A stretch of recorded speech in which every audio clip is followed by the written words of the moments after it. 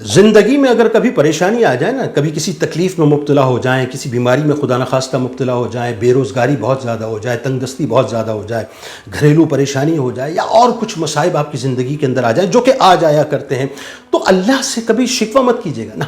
اس کی بارگاہ میں کبھی بھی شکوہ مت کیجیے گا، کیونکہ اللہ کی بارگاہ میں ہمیں شکوہ کبھی کرنا ہی نہیں چاہیے۔ وہ تو اتنا کریم ہے، اتنا رحیم ہے کہ ہم اس کی کریمی، اس کی رحیمی کا ہی حق ادا نہیں کر سکتے صاحب، اس کا شکرانہ ہی نہیں ادا کر سکتے، بجائے اس کے کہ ہم اس کی بارگاہ میں شکوہ کریں۔ ہاں یہ ضرور کیجیے گا، ایک سیلف انالیسس ضرور کیجیے گا، ایک تھرمامیٹر، ایک اسکینر اپنے اندر لگائیے گا، اپنی سیلف اکاؤنٹیبلٹی کیجیے گا، سیلف انالیسس کیجیے گا، اور یہ دیکھیے گا کہ میں نے غلطی کہاں پر کر دی ہے، مجھ سے کوتاہی کہاں پر ہو گئی ہے۔ جہاں کوتاہی ہو گئی ہے اس کوتاہی کو تلاش کریں، نظر آ جائے تو بھی ٹھیک ہے، نہ نظر آئے تو بھی ٹھیک ہے، یہ ذہن میں رکھیے گا کہ یقیناً مجھ سے کوئی کوتاہی ہوئی ہے جس کی وجہ سے اللہ تعالیٰ نے میری تنابوں کو کھینچا ہے۔ یہ بھی ہو سکتا ہے اللہ تعالیٰ آپ کو بہت پسند کرتا ہو اور چاہتا ہو کہ میرا بندہ اس راستے پر کیوں چل پڑا ہے، میں چاہتا ہوں میرا بندہ اس راستے پہ یعنی میرے راستے پہ چلے، تو وہ آپ کی تنابوں کو کھینچ لیتا ہے، آپ کو یہ سوچ دے دیتا ہے کہ میں نے اس راستے کو چھوڑنا ہے، فار ایور چھوڑنا ہے، اور فار ایور اس راستے کو اپنانا ہے جس راستے پہ اللہ مجھے چلانا چاہتا ہے۔ اور جب آپ اس راستے پہ چل جاتے ہیں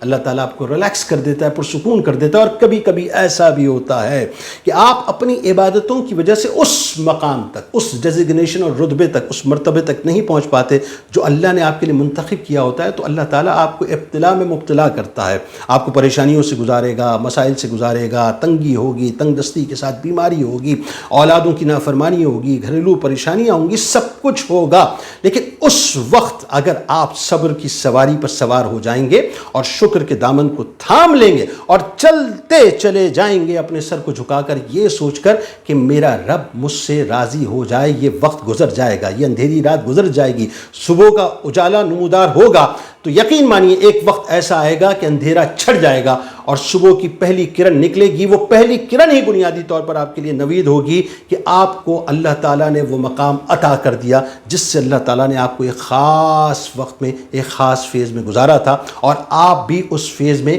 انتہائی صبر کے ساتھ اور شکر کے ساتھ ایسے گزرتے رہے کہ آپ اللہ کی رضا پر مکمل طور پہ راضی رہے، کہ زبان پر بھی کوئی شکوہ نہیں آیا، کسی ادا میں بھی کوئی شکوہ نہیں آیا، کسی نگاہ میں بھی کوئی شکوہ نہیں آیا، بس آپ نے سر کو جھکایا اور اللہ کی رضا پر راضی رہے۔ اللہ تعالیٰ نے آپ کو وہ ڈیزگنیشن دے دیا۔ اللہ کرے ہم اس بات کو سمجھ جائیں کہ جو کچھ ہوتا ہے اللہ کی طرف سے سب یقیناً ہماری بھلائی کے لیے ہوتا ہے، اور جتنی بھی خرابیاں ہیں وہ بنیادی طور پر ہمارے اعمال کا نتیجہ ہیں۔ اللہ تعالیٰ ہم سب کو عقل سلیم عطا فرمائے، آمین۔